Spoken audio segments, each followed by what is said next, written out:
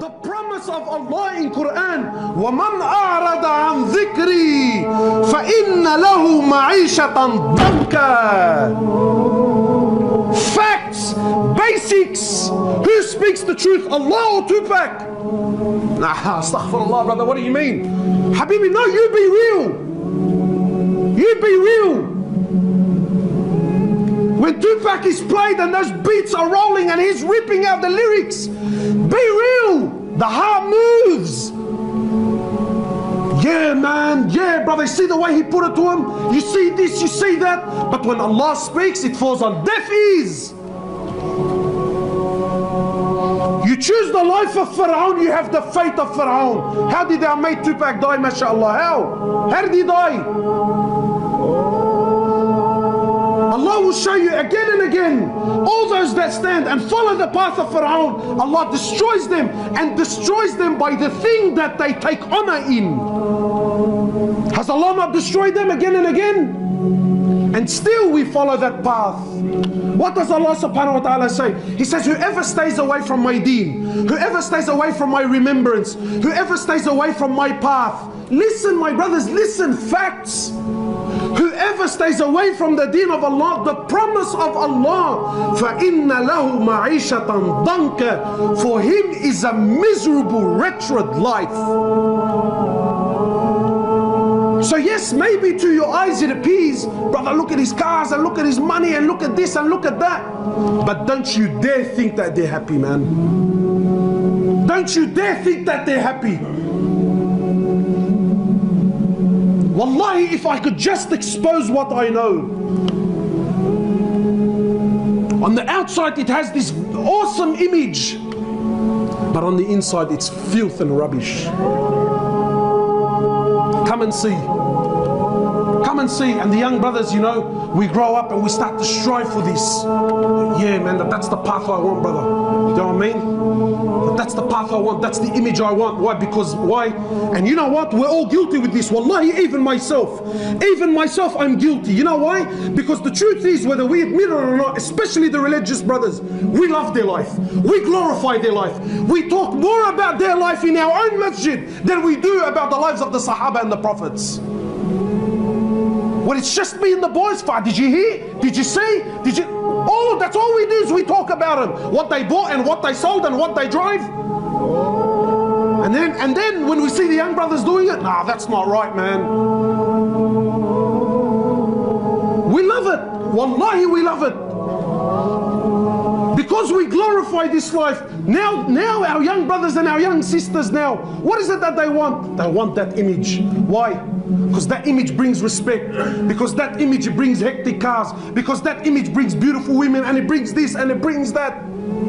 But you don't see what else it brings also, my brother and my sister. And this is what's sad. We left the way of Rasulullah sallallahu alaihi wasallam. We've left our wives, we've left our families, we've left our mothers and our fathers. We've sold anything and everything that's dear and valuable and that actually cares about us. We've sold it, we've sacrificed it, and we chose a life of people who by Allah they care nothing about you, man. The Prophet of Allah and his companions who came to teach us that the strong should look after the weak. Those that are rich should look after the poor, not take advantage of them. The brother goes, opens up a manur shop, he opens up a little cafe, he's trying to make a living, he's trying to do something halal, he's trying to feed his family, he's trying to stay off the streets and stay off haram. And what do? Instead of helping him and supporting him, we're asking him for protection money. Like a تفاح عليك يا نشح. تفاح عليك يا نشح. You're a wati, brother. Wallah al-azim you are. You're a coward. Instead of helping and uplifting and rising your ummah, what are you doing? You come up to the masjid, what's he making a week? $1,500 bucks, $2,000 a week? And the brother comes, hits him up for $500 protection money. For what, brother? For what? What's he selling? Za'atar and cheese? But what's he doing?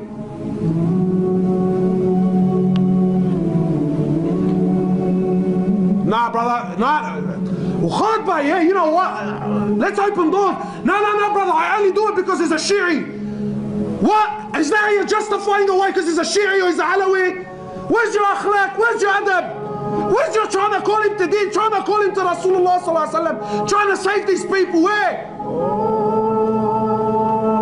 No, brother, he's not one of us. One of who, yani who? The Prophet of Allah, when a Jew cried, a Jew died, a Jew, ya Allah, a Jew. When he died, the Prophet of Allah, he cried. Sahaba said, the Prophet of Allah, you cry for a Jew? He said, yes, someone left my ummah and I couldn't save him from hellfire.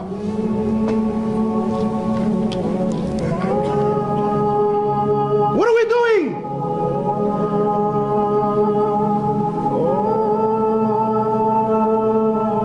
And we love it, bro. Wallahi, we love it.